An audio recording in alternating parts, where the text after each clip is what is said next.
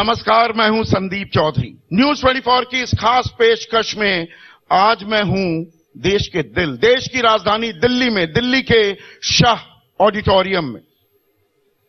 और दिल्ली में तापमान जो है ना, जो पारा वो लगातार गिरता जा रहा है, लेकिन देश में राजनीति का पारा चरम पर दिखाई दे रहा है। और इसके पीछे वजह भी है। वजह ये कि गुजरात में विधानसभा चुनाव होने जा रहे हैं, 2 चरणों में ये चुनाव होंगे। और दिल्ली में एमसीडी के चुनाव हो रहे हैं। और सिलसिला सिर्फ यहीं तक नहीं थम जाता है। जो ये ताल ठोकी जा रही है, जो ये मुद्दे, गारंटी, वादे, कस्में जो उठाई जा रही हैं, वो सिर्फ गुजरात या दिल्ली के लिए नहीं। 16 महीने बाद देश में लोकसभा चुनाव भी होने वाले हैं, तो उसके लिए भी कोई भारत जोड़ने के लिए निकल पड़ा है, कोई वोट तोड़ने के लिए भी मैदान में डटा हुआ है। तो ऐसे में आज मेरे साथ एक बेहद ही खास मेहमान, दिल्ली के मुख्यमंत्री और आम आदमी पार्टी के राष्ट्रीय संयोजक अरविंद केजरीवाल हैं। तो अरविंद, केम छो पूछूं या कहूं कि कैसे हैं आप? यहां से शुरू करूं? मजा में, बहुत अच्छा हूं। नहीं, मैं सवाल इसलिए पूछ रहा हूं कि दिल्ली टू गुजरात आप लगातार वो कृष्ण का अवतार धारण करते हुए दिखाई देते हैं। कभी दिल्ली में बैठे हैं तो कभी गुजरात में पाए जाते हैं। दिल्ली का भी देख रहे हैं, दिल्ली का राज्य भी संभाल रहे हैं, शासन भी संभाल रहे हैं। दिल्ली में एमसीडी के चुनाव का भी प्रचार कर रहे हैं, गुजरात में भी प्रचार कर रहे हैं। और rocket Singh salesman of the year भी बने हुए हैं। आपको ध्यान होगा 2020 में एक ऐसा ही हमने टाउन हॉल किया था, और उस वक्त एक फिल्म आई थी rocket Singh salesman of the year. और मैंने तब भी पूछा था अरविंद से कि चुनाव आते ही आप फ्री में ले जा, फ्री में बिजली दूंगा जी, शिक्षा दूंगा जी, इलाज कराऊंगा जी, बहनों को ये दूंगा जी, आप सेल्समैन क्यों बन जाते हैं? ये तो अच्छी चीज है। लोगों का इलाज कराना किसी भी जिम्मेदार सरकार का काम है, पुण्य का काम है। बच्चों को अच्छी शिक्षा देना राष्ट्र निर्माण का काम है। इतनी महंगाई के अंदर लोगों को बिजली फ्री देके थोड़ा सा उनको राहत पहुंचाना पुण्य का काम है। तो हम तो पुण्य के काम कर रहे हैं। हम तो वही सारे काम कर रहे हैं जो हमारे शास्त्रों में लिखा है कि एक अच्छे शासन को करने चाहिए, वही सारे अच्छे अच्छे काम कर रहे हैं। प्रधानमंत्री मोदी 16 जुलाई से उन्होंने शुरुआत की। एक विमर्श चला है देश में कि देखिए, जन कल्याण तो होना चाहिए, पर जन कल्याण के नाम पर जो ये रेवड़ियां बांटी जा रही हैं, ये देश की विकास की राह में रोड़ा है और बाधा है। रेवड़ी तो सारे बांटते हैं, प्रधानमंत्री जी भी बांटते हैं और हम भी बांटते हैं। प्रधानमंत्री जी अमीरों को रेवड़ी देते हैं, मैं जनता में रेवड़ी बांटता हूं। जैसे हमारे देश के कुछ अरबपति खरबपति हैं, बहुत अमीर लोग हैं, उन्होंने बैंकों से कर्जे लिए हजारों करोड़ के। जब कर्जे वापस करने की बात आई तो उनकी नीयत खराब हो गई कि कर्जे वापस नहीं करने, तो वो प्रधानमंत्री मोदी जी के पास गए कि हमारे कर्जे माफ कर दो। प्रधानमंत्री जी ने किसी के 10,000 करोड़ का कर्जा माफ कर दिया, किसी का 15,000 करोड़ का कर्जा माफ कर दिया, किसी का 7,000 करोड़ का कर्जा माफ कर दिया। ऐसे सारा मिला के उन्होंने 10 लाख करोड़ रुपए के कर्जे माफ कर दिए अमीरों के। 10,09,951 करोड़ आरबीआई ने ये जानकारी, आरबीआई ने दी है। तो ये तो रेवड़ी है, फ्री की रेवड़ी है ये। उन्होंने ये अरबपति दोस्तों को दे दी रेवड़ी, अमीरों को दे दी। मैं देश की जनता को 300 यूनिट बिजली मुफ्त देना चाहता हूं, बताइए इसमें क्या गलत है? मैं लोगों को कहता हूं तुम्हारे बच्चों के लिए अच्छे स्कूल बनाऊंगा, अच्छे स्कूल बना के उसमें अच्छी शिक्षा दूंगा, आपके बच्चों को अच्छा भविष्य दूंगा, आपके बच्चों को डॉक्टर, इंजीनियर, बिजनेसमैन, व्यापारी ये बनाऊंगा। ये तो राष्ट्र निर्माण का काम है। पैसे पेड़ पर उगते हैं क्या? मैं मनमोहन सिंह के बयान को यहां पर दोहरा रहा हूं। पैसे पेड़ पे नहीं उगते। एक ही चीज जैसे ये लोग कहते हैं कि केजरीवाल जो फ्री की रेवड़ी दे रहा है उससे अर्थव्यवस्था खराब हो जाएगी। गुजरात में 27 साल में इन्होंने फ्री में कुछ नहीं दिया, उसके बावजूद गुजरात के ऊपर 3.5 लाख करोड़ रुपए का कर्जा चढ़ गया। कैसे चढ़ गया? तो फ्री में सुविधाएं देने से कर्जा नहीं चढ़ता, फ्री में सुविधाएं देने से अर्थव्यवस्था खराब नहीं होती। लूटने से और भ्रष्टाचार करने से और सरकारी खजाने पे डाका डालने से भ्रष्टाचार करने से उससे व्यवस्था खराब होती है। वहां पे अभी मैं गुजरात में गया, मेरे को कुछ लोगों ने बताया उनके यहाँ एक एमएलए है, चुनाव के पहले वो 2,000 रुपए महीने की किसी दुकान में नौकरी करता था, आज 20,000 करोड़ का मालिक है। इससे अर्थव्यवस्था खराब होती है। लोगों को, बच्चों को अच्छी शिक्षा फ्री में देने से अर्थव्यवस्था खराब नहीं होती। एक और एमएलए है, उसने 4 एकड़ जमीन थी उसकी चुनाव के पहले, अब 1,000 एकड़ का मालिक है। भ्रष्टाचार के ऊपर ये बात नहीं करते। भ्रष्टाचार से, अमीरों के लोन कर्जे माफ करने से, इससे अर्थव्यवस्था खराब होती है। लोगों को बिजली माफ करने से, स्कूल बनाने से, अस्पताल बनाने से, ये तो 75 साल पहले हो जाना चाहिए था। केजरीवाल की जरूरत ही नहीं पड़नी चाहिए थी। आज आजादी के 75 साल के बाद ये काम हो रहे हैं। आप भ्रष्टाचार की बात कर रहे हैं, अपने आप को कट्टर ईमानदार बताते हैं।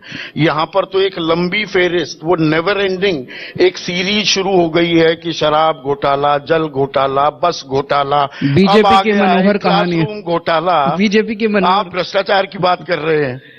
यही कारण है, आपने जो सवाल पूछा, मैं छाती चौड़ी करके कहता हूं कि मैं कट्टर ईमानदार हूं, और मैं चैलेंज करता हूं हमारे देश की राजनीति में कोई नेता खड़ा होकर यह कह दे कि मैं कट्टर ईमानदार हूं। इससे इनको तकलीफ हो रही है, तो ये रोज मेरे ऊपर कीचड़ फेंकते हैं। पिछले 7 साल से संदीप जी, आप देखिए, जब से सरकार बनी है, इन्होंने कोई चीज छोड़ी जिसकी जांच नहीं कराई। सब चीजों की एक शुंगलू कमेटी बनाई थी, वहां मेरी 400 फाइलें मंगा के चेकिंग करी इन्होंने 2016 में, सारी चेकिंग कर ली। रोज एक नया घोटाला, एक भी घोटाला कोई कोर्ट में साबित हुआ नहीं हुआ। हमारे एमएलए के ऊपर 167 केस लगा रखे हैं इन्होंने, 167, उनमें से 135 में बरी हो गए, और जो बरी हुए कोर्ट ने इतने गंदे ऑर्डर इनके खिलाफ पास किए कि क्या केस लेके आए हो। एक भी केस साबित नहीं हुआ, बस कीचड़ फेंकते हैं। केजरीवाल को, उन्हें ये साबित करना है कि नहीं, ये जो कह रहा कट्टर ईमानदार है ये है नहीं, लेकिन जनता देख रही है, जनता देखती है। पुराना फ्रेज है। अच्छा, एक और चीज है। हाँ, बोलिए ना। मनीष सिसोदिया को कहते हैं भ्रष्ट है। मनीष सिसोदिया के ऊपर पहली बात तो इन्होंने सारी रेड कर ली, कहते हैं 10,000 करोड़ कमा लिए मनीष सिसोदिया ने। इन्होंने सीबीआई की रेड कर ली उसके ऊपर, ईडी की रेड कर ली उसके ऊपर, सारी रेड कर ली उसके ऊपर, उसके घर से कुछ नहीं मिला। वो शख्स पिछले 7 साल से रोज सवेरे 6 बजे उठ के सरकारी स्कूलों का दौरा करने जाता है। रोज सवेरे 3 या 4 सरकारी स्कूलों का दौरा करके आता है कि सब ठीक ठाक चल रहा है। कौन सा भ्रष्ट शख्स है इस दुनिया के अंदर जो सवेरे 6 बजे उठ के स्कूलों के दौरे करता है? पर अरविंद, वो अंग्रेजी का एक पुराना फ्रेज है, man is known by the company he keeps. आप मुख्यमंत्री हैं, विभाग आपके पास कोई नहीं है, और आपके मंत्री सत्येंद्र जैन 6 महीने से जेल में है ना, वो भी झूठे केस में। 1 मिनट सुनिए तो। मनीष सिसोदिया के खिलाफ इंक्वायरी चल रही है। लाभ के पद पर जैस्मीन शाह बैठे थे, अब वो ताले लगा दिए एलजी के आदेश पर उनके दफ्तर में। आप कहते हैं कि नहीं, मनीष सिसोदिया तो भगत सिंह है। आप भगत सिंह, राजगुरु, अशफाकुल्ला खान, इनके, चंद्रशेखर आजाद, इनके नाम ले आते हैं। ये तो देश की आजादी की लड़ाई में जेल में गए थे, ये लोग भ्रष्टाचार के चलते जेल में जा रहे हैं। ये कंपैरिजन कहां से? दोनों में भगत सिंह के ऊपर भी अंग्रेजों ने इसी तरह से देशद्रोह के और न जाने किस किस चीज के मामले लगाए थे, झूठे फर्जी केस लगाए थे, और भगत सिंह को अंत में फांसी पे चढ़ा दिया गया था। वो देश को आजाद कराने के लिए लड़े थे। ये आजादी की दूसरी लड़ाई चल रही है। इतने बड़ी भ्रष्टाचारी, अहंकारी और डिक्टेटोरियल सत्ता आज हमारे देश के अंदर है। जैसे मैंने कहा, 10, आपने खुद ही बताया, 10 लाख करोड़ रुपए के कर्जे इन्होंने माफ किए, तो फ्री में तो माफ करे नहीं, तो कुछ ना कुछ तो पैसा लिया होगा। इनकी इंक्वायरी कौन कराएगा? तो जब इनके मुद्दे ना उठे, केजरीवाल कट्टर ईमानदार कहता है, तो हमारे सारे लोगों पे इंक्वायरी कराते हैं, सबके ऊपर कीचड़ फेंकते हैं।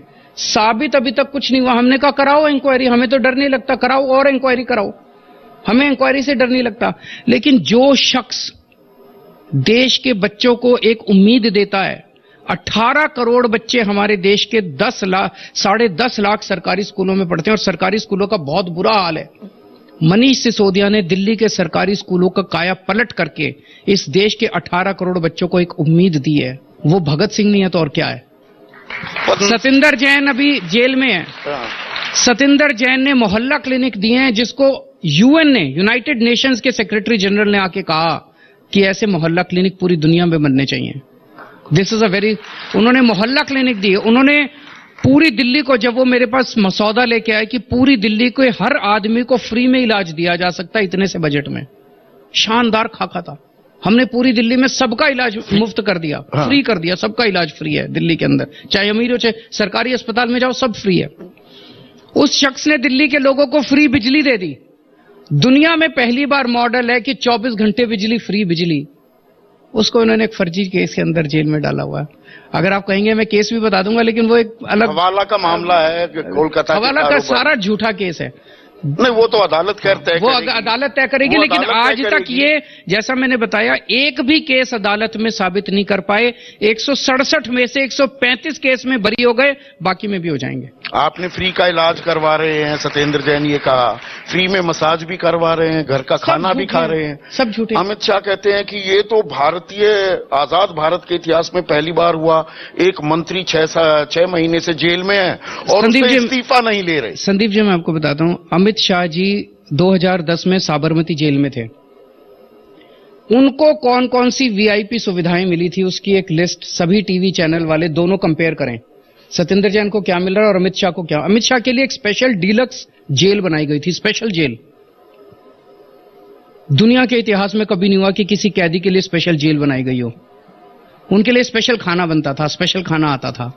उनको डेली पूरा पॉलिटिकल मीटिंग्स अलाउड थी, कोई भी आ जा सकता था उनके पास, जेल में मीटिंग्स करते थे, वहां से काम करते थे, वो सारा सीबीआई की चार्जशीट में है। तो एक टेबल बना दीजिए, सत्येंद्र जैन को क्या मिल रहा है और अमित शाह को क्या मिला था, जनता तय कर लेगी। दूसरी चीज, सत्येंद्र जैन को जो भी मिल रहा है वो सही है कि गलत है, ये तो कोर्ट तय करेगा। ईडी ने कोर्ट में कहा कि ये सुविधाएं मिल रही है, कोर्ट ने कोई भी ऑर्डर करने से मना कर दिया। इसका मतलब जो कुछ भी सत्येंद्र जैन को मिल रहा है वो जेल मैनुअल के हिसाब से मिल रहा है। ये टीवी चैनल डिसाइड नहीं कर सकते, ये बीजेपी डिसाइड नहीं कर सकती। पर आप गोल पोस्ट को शिफ्ट कर देते हैं क्या? शराब घोटाला आता है, उजागर होता है, तो आप कहते हैं न्यूयॉर्क टाइम्स में देखिए मनीष सिसोदिया को कवर पर छापा, हमारे शिक्षा का जो मॉडल है उसकी वाहवाही हो रही है पूरी दुनिया में। आप शिक्षा पर ले जाते हैं, शराब की बात को आप कहीं मैंने गोल कर जाते हैं। जवाब दे तो दिया भाई, वो कह रहे हैं 10,000 करोड़ रुपए लेके मनीष सिसोदिया ने खा लिए, तो वो कहीं तो होंगे, कोई प्रॉपर्टी खरीदी होगी, कोई कैश होगा। जिस आदमी ने 10,000 करोड़ खा लिए उसके घर में करोड़ 2 करोड़ तो यूं ही पड़े रहते हैं। उसका सीबीआई गई, सीबीआई ने सारे गद्दे फाड़ के देख लिए, दीवारें तोड़ के देख ली, कुछ नहीं मिला उनके यहाँ। तो ये यकायक इतने घोटाले कैसे उजागर होने लगे?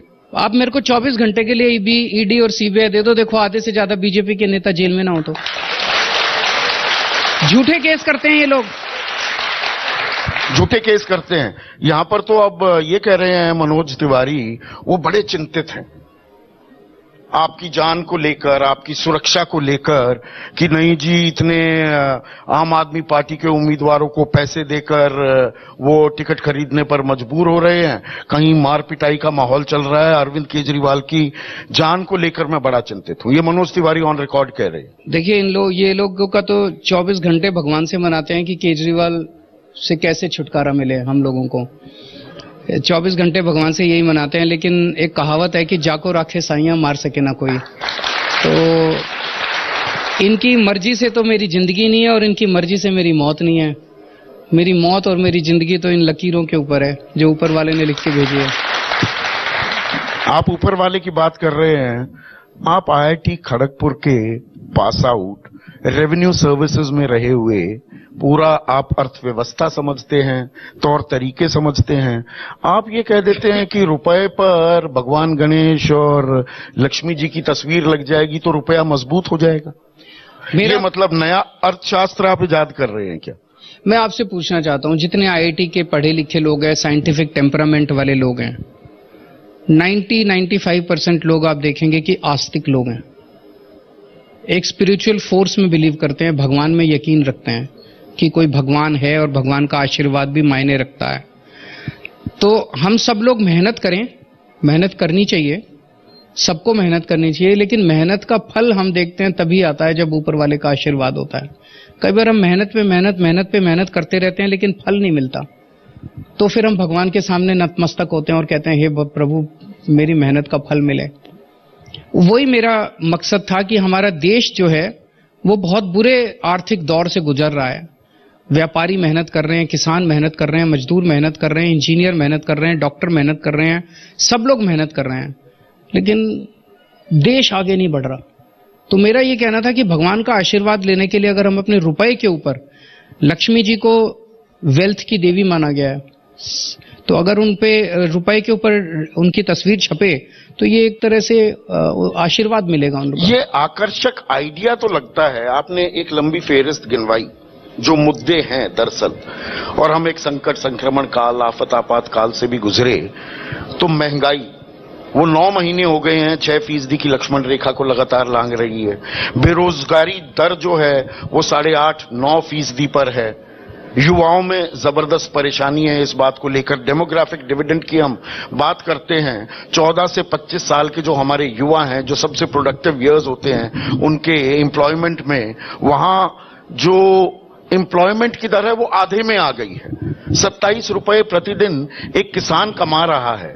तो ये जो असल मुद्दे हैं, इन मुद्दों को तमाम राजनीतिक जमात, जिसमें मैं आपको भी शामिल कर रहा हूं, ये आकर्षक आइडियाज की भगवान जी की मूर्ति की तस्वीर लगा दो रुपए पर, असल मुद्दों का क्या हल नहीं है, या असल मुद्दे उठाकर चुनावी फायदा नहीं मिलता है, वोट नहीं मिलते हैं? क्या ये कड़वी हकीकत है? नहीं, हमने सारे मुद्दे उठाए हैं, हमने सारे मुद्दों का समाधान भी दिया है। जो आप अभी महंगाई दर बता रहे हैं कि 6% से ज्यादा है, दिल्ली में 3% से भी कम है। कल या परसों डेटा आया केंद्र सरकार का, सबसे कम महंगाई पूरे देश में दिल्ली के अंदर है। वो जो भी हमने कदम उठाए, ढेर सारे कदम उठाए, उन कदमों का नतीजा है कि दिल्ली के अंदर महंगाई सबसे कम है। जब मैं गुजरात जाता हूं, जब मैं पंजाब चुनाव के दौरान गया, वहां पे सबसे बड़ा इशू आज गुजरात में महंगाई और बेरोजगारी है। और मैंने स्पेसिफिक सुझाव दिए जिसकी वजह से लोगों को पसंद आ रहा है कि मैं तुम्हारे घर का भाई बनके, घर का मेंबर बनके आपकी महंगाई दूर करूंगा। 1 मार्च से हमारी सरकार बनेगी तो 1 मार्च से गुजरात के अंदर लोगों को फ्री और 24 घंटे बिजली मिलनी चालू होगी। फ्री बिजली मिलेगी तो हर घर में 3,000-4,000 रुपए बचने चालू होंगे। हर घर को हम दिल्ली के जैसे शानदार स्कूल बनाएंगे, लोगों को फ्री शिक्षा मिलनी चालू होगी। एक घर में अगर 3 बच्चे हैं तो लगभग 10,000 रुपए महीना उनके बच्चों की शिक्षा का बचना चालू होगा। हम लोगों का दिल्ली के जैसे फ्री इलाज कराते हैं, वहां पे भी फ्री इलाज कराएंगे, शानदार अस्पताल बनाएंगे, मोहल्ला क्लिनिक बनाएंगे। हर घर में 5-7 हजार रुपए महीना तो दवाइयों का खर्चा आ ही जाता है।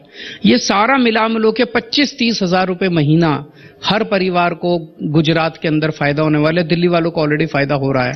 फ्री लोडर्स बना देंगे आप सोसाइटी। एक मिनट, तो मेरा ये कहना है कि जो महंगाई है, महंगाई से लोगों को लगता है कि केजरीवाल ही अकेला आदमी है जो कि स्पेसिफिक बातें कर रहा है जिससे लोगों को महंगाई से थोड़ा राहत मिलेगी। उसी तरह से बेरोजगारी है। दिल्ली में हम लोगों ने 12 लाख बच्चों के लिए रोजगार तैयार किए। ये वेबसाइट के ऊपर सारा डेटा है हम लोगों ने। तो रोजगार तैयार करने भी आते हैं और रोजगार तैयार करने की नीयत भी है। तो लोगों को लगता है कि बेरोजगारी और महंगाई की बातें तो केवल यही पार्टी कर रही है। मैं गुजरात जाता हूं, वहां मैं कहता हूं मैं तुम्हारे बच्चों के लिए अच्छे स्कूल बनाऊंगा, उनको अच्छा भविष्य दूंगा। लोगों को लगता है यार ये पहली बार राजनीति में ये कौन आदमी आया है। अभी तक तो तू मैं होती थी राजनीति में। भाजपा ने आपके ऊपर ये आरोप लगा दिया, आपको क्या कहना है, ये उसको गाली देता था। ये स्कूल किसी ने 75 साल में जनता में जाके बोला कि मैं तुम्हारे बच्चों के स्कूल बना दूंगा इसलिए मेरे को वोट दो। किसी ने जनता में जाके बोला मैं तुम्हारे परिवार के लिए अस्पताल बनाऊंगा, फ्री में इलाज कराऊंगा इसलिए मेरे को वोट दो। किसी ने नहीं बोला। ये जनता को बहुत पसंद आ रहा है, एक नई किस्म की राजनीति। जब आप नए किस्म की राजनीति की बात करते हैं, कॉपी पेस्ट भी बहुत होने लगा है। ये जो फ्री में आप दे रहे हैं, आप उसे जन कल्याण मानते हैं, वेलफेयर स्टेट है, हम संवैधानिक पोजीशन है हमारी। पर मद्रास हाईकोर्ट की एक ऑब्जर्वेशन भी थी कि आप लोगों को आलसी बना देते हैं क्या, कि ये तो दे देंगे, एक वोट हम देंगे, अपना घर में बैठेंगे निफराम। मुझे लगता है ये जो एक माहौल बनाया जाता है कि एक गरीब आदमी को 300 यूनिट बिजली फ्री दे दो तो बस फिर वो घर बैठेगा और कुछ काम नहीं करेगा। इन सारे नेताओं को 4-4 हजार यूनिट बिजली फ्री मिलती है तो ये तो सबसे आलसी होंगे इसका मतलब दुनिया में। इनको फ्री में बंगले मिलते हैं तो ये तो और आलसी होंगे। इनको फ्री में इनका इलाज होता है सारे नेताओं का तो ये तो कट्टर आलसी होंगे सारे के सारे नेता। ये अपमान है। आप गरीबों की गरीबी का मजाक उड़ा रहे हैं, उनका अपमान कर रहे हैं। कोई 300 यूनिट बिजली लेके घर थोड़ी बैठेगा यार। हर एक के सपने होते हैं, एस्पिरेशंस होते हैं। खासकर गरीब और मिडिल क्लास बहुत एस्पिरेशनल है, आगे बढ़ना चाहता है। अगर इतना मिल जाए, हर आदमी तरक्की चाहता है। जैसे मान लीजिए आप हैं, आपकी मान लीजिए 10 लाख इनकम है, आप चाहते हैं मेरी 20 लाख हो, आप चाहते हैं मैं चैनल का मालिक बनूं। हर आदमी तरक्की चाहता है। कोई आदमी ऐसा नहीं है कि इतने आ गए तो फिर बस अब मैं घर बैठूंगा क्योंकि 300 यूनिट बिजली, अब मैं घर बैठूंगा। ऐसा नहीं होता है। ये जो हम दे रहे हैं, जैसे मैंने कहा मैं शिक्षा दूंगा फ्री में। दुनिया के 37 देश ऐसे हैं जहां पे हर बच्चे को, गरीब हो चाहे अमीर हो, सबको फ्री में शिक्षा मिलती है। वो अमीर देश हैं इसलिए फ्री में शिक्षा नहीं दे रहे, वो फ्री में शिक्षा देते हैं इसलिए अमीर बने हैं। मैं भारत को अमीर बनाना चाहता हूं, मैं भारत को अमीर देश बनाना चाहता हूं। मैं हमारे देश के हर परिवार को केवल गरीबी से नहीं निकालना चाहता, हर परिवार को गरीबी से निकाल के अमीर बनाना चाहता हूं मैं इस देश के। वो कहते हैं जी ये काम नहीं करने देते जी, एमसीडी अगर जीत जाएंगे तो फिर वो आपका काम नहीं करने देते, वो बात सही है। हाँ। हर चीज में काम में टांग अड़ाते हैं। अभी आपने देखा थोड़े दिन पहले एलजी साहब ने दिल्ली में योगा क्लासेस बंद कर दी। मैंने दिल्ली के लोगों के लिए शुरू किया, भाई तुम्हारे लिए मैंने दवाइयों का तो इंतजाम कर दिया, अस्पताल फ्री कर दिए, सब कुछ, लेकिन बीमारी क्यों पड़े? तो मैंने दिल्ली के लोगों के लिए फ्री योगा क्लासेस शुरू की पूरी दिल्ली में कि योग करो, योग करने से आदमी स्वस्थ रहता है, बीमारी कम लगती है। 17,000 लोग पिछले 1 साल से योग कर रहे थे फ्री में। रोज सुबह आते थे, महिलाएं आती थी, बच्चे आते थे, युवा आते थे, बुजुर्ग आते थे, और कई लोगों को पोस्ट कोविड कॉम्प्लिकेशंस थे, उनका बड़ा अच्छा इलाज हो रहा था। पिछले महीने एलजी साहब ने फाइल मंगा के योगा क्लासेस दिल्ली की बंद करा दी। इसमें अब 2 मुद्दे हैं। योगा क्लासेस कौन बंद कराता है यार? पाप लगता है योगा क्लासेस बंद कराने से। मतलब राजनीति करनी है तो कहीं और कर लो, कम से कम लोगों के स्वास्थ्य के साथ तो राजनीति मत करो। दूसरी चीज आप ये बताइए, अगर एक मुख्यमंत्री योगा क्लासेस नहीं करा सकता अपने लोगों के लिए, फिर ये काहे का जनतंत्र है यार? इसी के लिए भगत सिंह फांसी पे चढ़े थे क्या? एक दिन अंग्रेज चले जाएंगे और एक औरंगजेब आके बैठेगा दिल्ली के ऊपर, कहेगा अब दिल्ली मेरी सल्तनत है।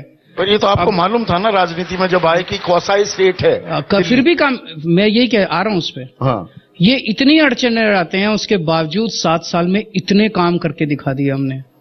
इस सब के बावजूद तो फर्ज करो एमसीडी जीत जाते हैं तो फिर वो अड़चने खत्म हो जाएंगी काफी हद तक। 1 मिनट। एलजी साहब, पिछले वाले जो एलजी थे, 2.5 साल तक सीसीटीवी कैमरे की फाइल लेके बैठे रहे। मैं, मनीष सिसोदिया और गोपाल राय, आपको याद होगा, उनके ड्राइंग रूम में धरना दिया 10 दिन के लिए और सीसीटीवी कैमरों की फाइल साइन करा के लाए। 2 साल तक मोहल्ला क्लिनिक की फाइलें लेके बैठे रहे। तो काम तो हम सारे करा लेते हैं इनसे, जितनी मर्जी अड़चन अड़ा लें।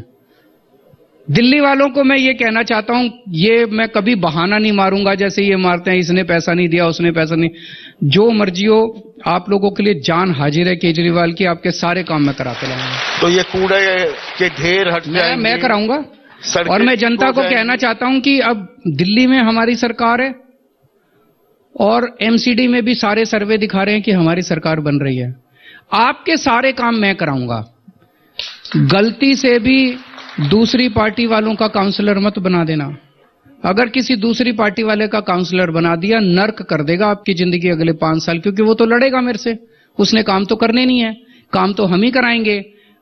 तो आप चाहे इस पार्टी के सपोर्टर हो चाहे उस पार्टी के सपोर्टर हो, इस चुनाव में सारे जने मिलके आम आदमी पार्टी का काउंसलर बना लेना और सारे काम मैं कराऊंगा आपके। यही बात कुछ दूसरे अंदाज में आप गुजरात में जाकर कह रहे हैं कि केम छो, मजा में छो और कांग्रेस को वोट मत दो।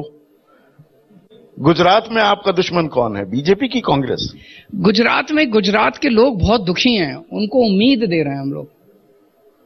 दोनों पार्टियां एक जैसी हैं, दोनों पार्टियों ने सब बात दिखा रहे हैं, उम्मीद दे रहे हैं।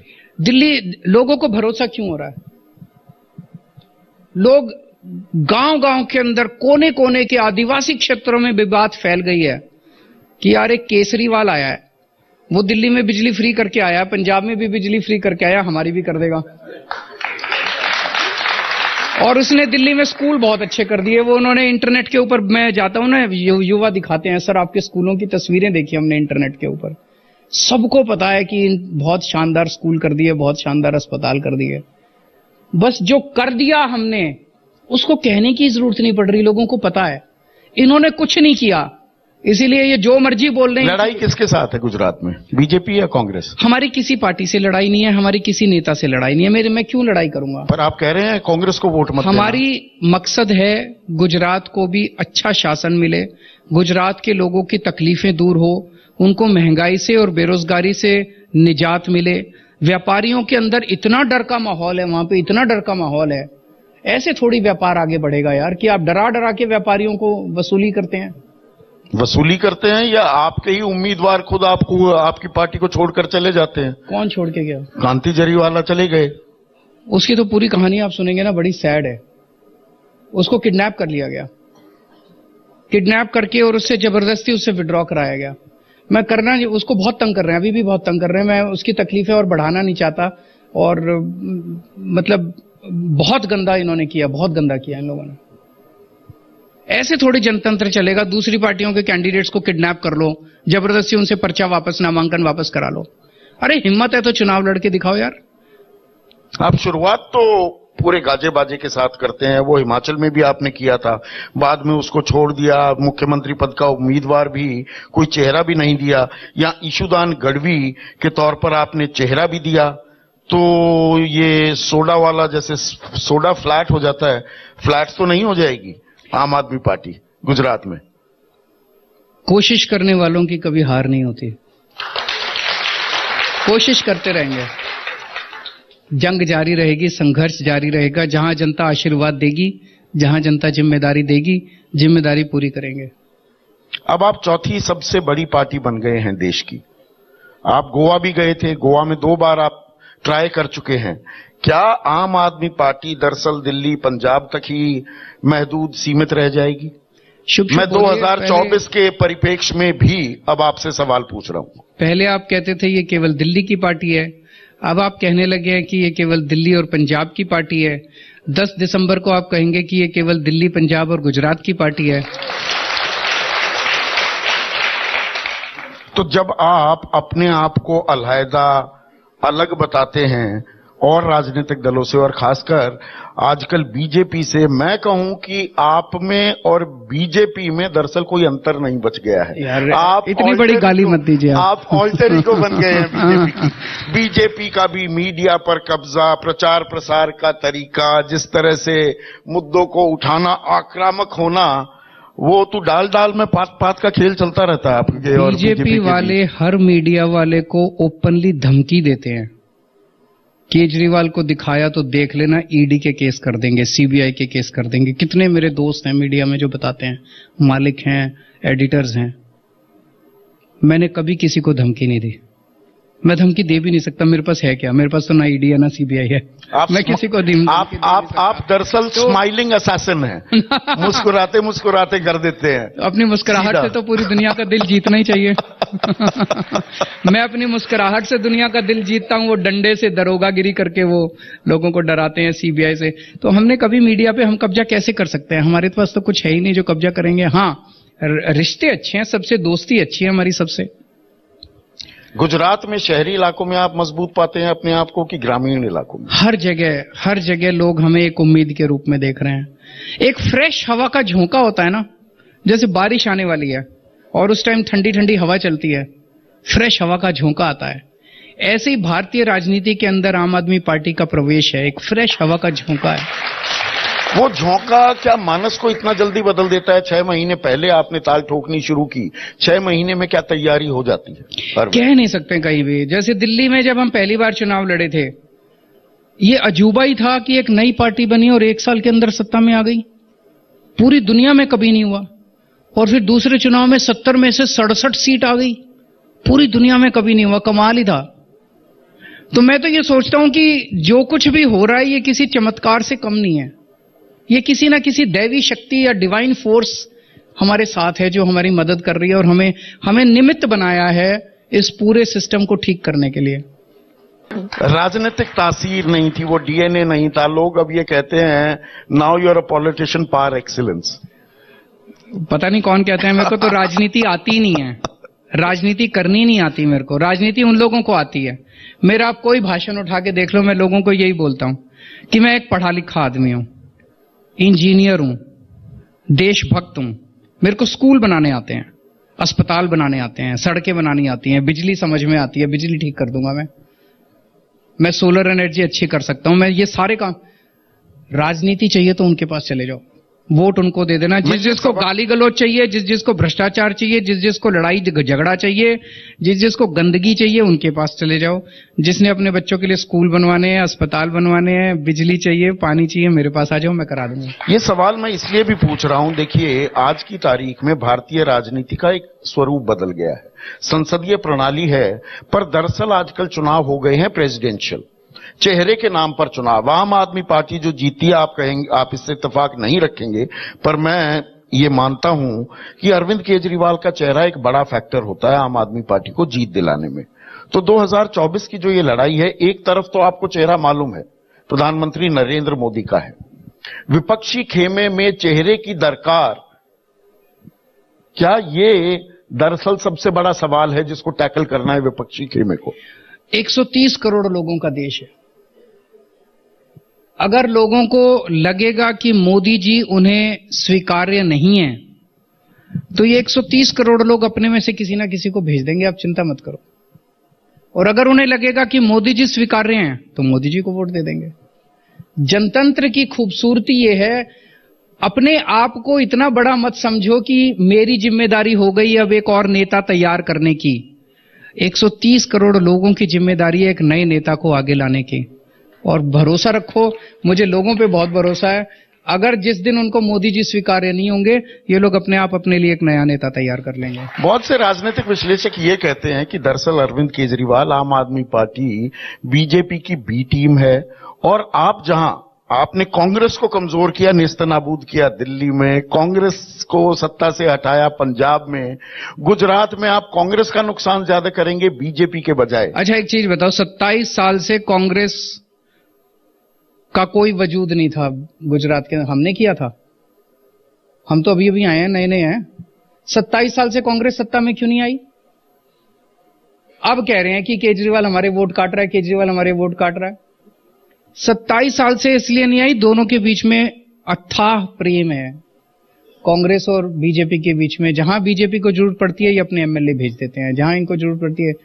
तो एक वो कहानी है कि एक लड़का और एक लड़की है, दोनों में प्यार हो गया, तो छुप छुप के मिलते थे, समाज का डर था, तो छुप छुप के मिलते थे। जब बात फैल गई, तो जब बात फैल गई, लोगों ने उनसे पूछा, तो बोले no we are just friends, कहते हैं। तो बीजेपी और कांग्रेस के बीच में इन दिनों रात को 12 बजे मीटिंग्स होती हैं गुजरात के अंदर कि ये केजरीवाल को निपटाओ, साथ मिलके जो भी करो। रात को 12 बजे मिलते हैं ये लोग, और बात फैल गई है। अब मेरा इनको कहना है कि अब शादी कर लो यार, ज्यादा दिन डेटिंग अच्छी नहीं है, अब कर लो शादी, सबको पता चल गया। पर आप किसकी गर्लफ्रेंड हैं या बॉयफ्रेंड किसके हैं? मैं जनता की गर्लफ्रेंड हूं। और बड़ा मजे की बात यह है कि गुजरात में सारे टीवी चैनलों पे मुद्दा होगा आम आदमी पार्टी। मान लो दिल्ली का शराब घोटाला डिस्कस हो रहा है, वहां पे हमें नहीं बुलाते चर्चा के लिए, हमारा रिप्रेजेंटेटिव ही नहीं होता, वहां पे बीजेपी और कांग्रेस ही होते हैं। बीजेपी ने सारे चैनलों को धमकी दी है कि अगर आम आदमी पार्टी वालों को बुलाओगे तो हम डिबेट में नहीं आएंगे, हम केवल कांग्रेस के साथ डिबेट करेंगे। कांग्रेस ने धमकी दी है कि हम आम आदमी पार्टी वालों को बुलाओगे तो नहीं आएंगे, हम केवल बीजेपी के साथ डिबेट करेंगे। क्या प्यार है यार दोनों के बीच में। दोनों कह रहे हैं हम एक दूसरे से डिबेट करेंगे, ये केजरीवाल कबाब में हड्डी है हमारे। तो देखिए अभी भी वो सवाल मेरा बना हुआ है, इस प्रेम कहानी में आप कहां हैं? एक तोता भी है, मैना भी है, आप हमारा प्यार जनता के साथ है, बीजेपी और हमें जनता प्यार करती है, जनता आपको प्यार करती है। एक बात और मुझे ये देखकर अच्छा लग रहा है कि आज आपके चेहरे पर वो तनाव या कुछ थकान भी पहले दिखाई देती थी, खांसी भी, और स्कार्फ आपके साथ जुड़ गया था। बदले बदले अरविंद केजरीवाल दिख रहे हैं। नहीं, वो आजकल मैं एक डाइट प्लान कर रहा हूं, मेरा शुगर काफी बीच में बढ़ गई थी, इंसुलिन बढ़ गया था, तो वो डायबिटिक रिवर्सल का प्रोग्राम है एक, तो मेरी डाइट काफी ज्यादा कंट्रोल में है, उस वजह से हो सकता है उसका असर दिखाई दे रहा हो। मेरा वेट भी लॉस हुआ है थोड़ा। हाँ, वेट भी लॉस हुआ है, बीच में तो थोड़ा पेट छोड़ गए थे मेरी तरह आप।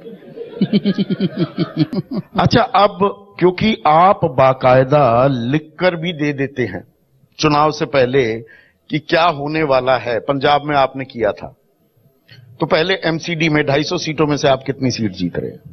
देखिए, मेरा अनुमान ये है, बाकी तो जनता है, जनता जनार्दन है, मेरा अनुमान ये है कि 20 से कम सीट आएंगी इसकी, बीजेपी की।